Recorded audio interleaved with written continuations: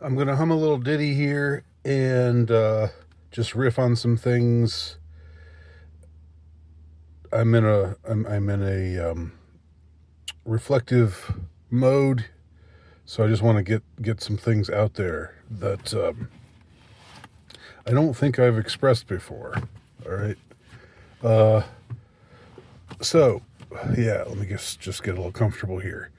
I don't know if this is going to be one of those ones where you want to put me on 1.5. Maybe it is. I don't know, but I'm going to try not to be not. I'm going to try not to be too. Uh, I don't know. I'm not going to try. I'm going to try not to go on for too long about any of this stuff. So here's the thing. We live in a very reactive culture. It's the reactivity of our culture that is part of what's so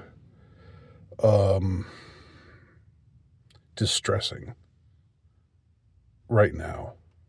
A big part of what's so distressing. Um,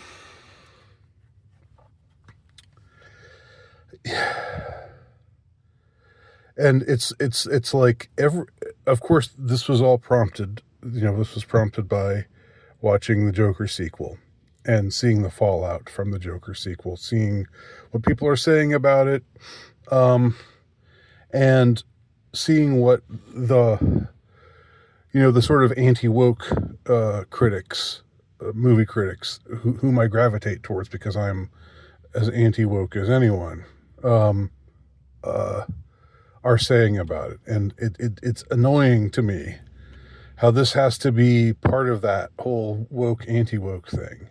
Like, Todd Phillips was a hero when he made the first Joker, but now he's a turncoat because this new movie is just, it just came out.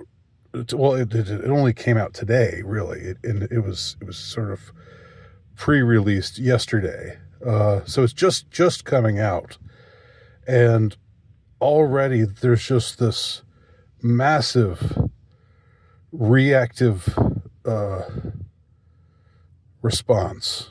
When I say reactive, I'm using the word in a way that some people use the term reactionary, but when people use the term reactionary and use it in this way, what they mean is reactive. And what I mean by reactive is almost like a reflexivity.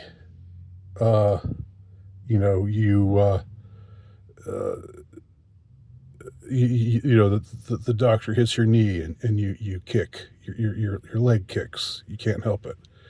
It's just a reflex. It's almost like people can't help it. They just respond, and they go all one way or all the other way. There's no subtlety anymore. There's no. Well, I guess I'm ironically, making it sound, my critique is sounding is lacking subtlety when I say there's no subtlety, because there are people out there who have a more subtle touch, but their voices are drowned out, or the subtleties that they invest into their critique, the subtleties get ignored, and what people end up paying attention to are the pull quotes or the headlines, you could say, the clickbait kind of stuff. I get clickbait. I get how you want to get people's attention and all that, but there's something just really irksome about all the reactivity that's out there. And somebody's bad or somebody's good. If somebody does something that it makes a movie that you like, then he's a hero. If somebody makes a movie that you dislike, now he's a bad guy. Now it's like he's he's giving the finger to everybody who enjoyed the first Joker. I don't think that's what this second Joker was all about. I don't think that's what they were going for. Now, I have said I don't like the movie, that I think it's a failure, that I've said that, but man, just like I've grown so weary of the taking sides all the time, seeing who's a good guy and who's a bad guy, and just just glomming on to what your tribe says, and hating what you perceive to be against what your tribe says. It's just so it's grown so tiresome. And I know I'm being hypocritical. I mean, because I've been swept along with this stuff as much as anybody. I'm sure I've been guilty of it myself. And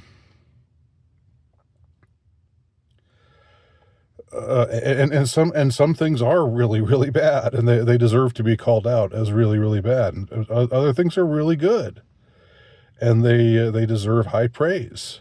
But you've got to like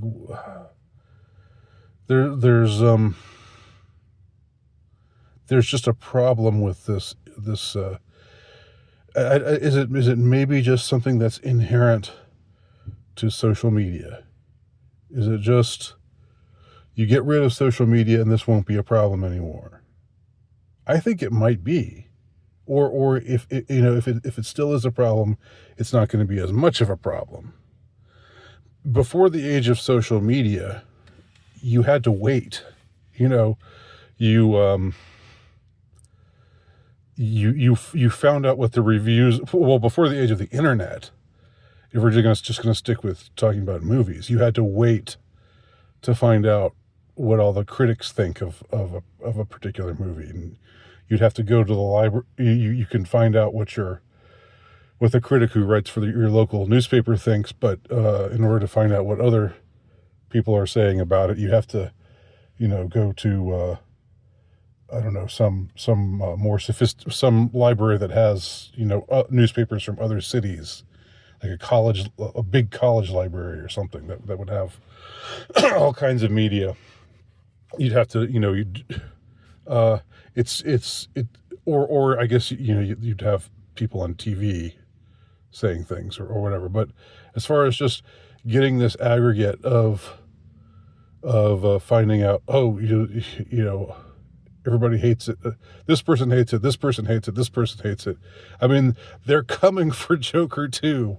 They really are. They're. It's like blood in the water, and they're going after it. And it deserves to be criticized. I've said that, and I criticized it. But I don't think it's as bad as they say it is. And I don't think it means that Todd Phillips is a turncoat, or that he's gone from anti-woke to woke, or he just wants to. I mean, I think he wants. I think he tried to write a story that did something interesting with the original story, in conjunction with the original story, and it was a gutsy thing, but I don't think it ultimately worked, even though there were lots of interesting aspects to it. But this isn't even about Joker 2. I mean, everything is a flash in the pan. A few days from now, people won't be talking about the Joker sequel. It's just about the way everything is, the way art gets dissected today. And I don't know what the answer is unless it's just get rid of social media. And you want to have some kind of toehold in social media, because if you've got work to promote, that's the way to do it. But I think before social media, there was more reflectiveness. There had to be. You couldn't just if you were angry, if you saw a movie that made you angry, you couldn't just go and record a video. And no, I'm being hypocritical now because I'm making this video right? It's or ironic anyway. You couldn't just sit in your car, and record a video about how much you despise the movie, and then post the video, or tweet something, or what have you. You couldn't do that. The most you could do to vent would be to talk to your friends about it. And if you're going to write something about it, it would be harder to get it into print. You'd have to have, connections with some print journal, and I don't know. And so, there wouldn't be so many people just going with their initial impulse. People, there wouldn't be so much people just kicking when the doctor hits their knee with his little little instrument, whatever it is, the little thing that he tests your reflexes with. It wouldn't be like that. It would be anything that would be heard about a work of art, or about some cultural doing or other, would be mediated through you'd have to sit with it, you have to digest it, you'd have to roll it around in your mind, and your response would be, whether it's positive or negative, would be more thoughtful, and you would leaven your response with you would mitigate if it's positive, you'd mitigate it with certain things that weren't so good, or vice versa. If your assessment was negative, you'd also think, well, but I also have to give credit for blah blah blah, for this and that. But today, even people whose responses are mitigated, it's like people just go with the most extreme take, the most the sexiest take, the most sensational take. This is, if it bleeds, it leads. This is that notion, that principle, to the nth degree. And I think we've missed something. I think it's made us into it's a big part of what's created this mess that we're living in now. And I also just think, like, yes, we know who started. If you're conservative, that your side didn't start this this castigating dissident opinion as not worthy of being heard, or this tendency to ban or to cancel people for having the quote unquote wrong opinion. If you're conservative, or if you're just honest, that originated with the left. That. But the thing is, somewhere along the way, somebody's got to be the bigger man. And so, you can say, and this, I'll just end on this thought so this video doesn't go on too long. You can say, well, the other side is doing this, so we need to do it too. Because otherwise, they'll just eat us alive. And I guess there's a kind of, like, with politics, but I don't care about politics. I'm not talking about politics here. And I think politics is disgusting. But I get how, there it's all, it's all people are out for blood, and you got to hit them with the bottom line. You know, I've been subjected to the same political ads, the same presidential ads that everybody else has, who doesn't have ad block, and I don't have ad block because I don't think it's worth. I don't want to give YouTube any of my money, so I can usually suffer through the ads, but election season, it gets a little bit old. So yeah, I get how things are going to political ads are always going to be tacky. They're always going to be negative. They're always going to be unfair, low blows, misleading, taking things out of context. Both sides are doing it because if one side stops doing it, then the other side wins. And that's the way it goes, and it's a dirty, dirty business. But I'm not talking about politics. I'm talking about culture. And I just think somebody's got to be the bigger man at some point. Somebody's got to say, I'm not going to cancel so-and-so,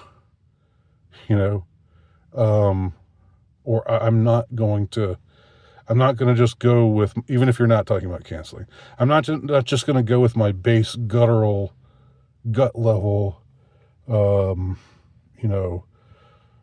lizard brain reaction and just let that be what I lead with and what I put out there. I'm going to be more thoughtful, and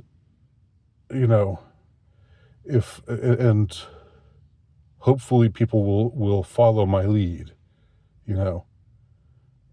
Hopefully some people out there will appreciate it and will follow my lead and do likewise. I guess that's what I try to do with my commentary, although I think I get caught up too in the culture war stuff. But it's not conducive to a well-ordered society or to a well-ordered psyche. It's not conducive to either of those things.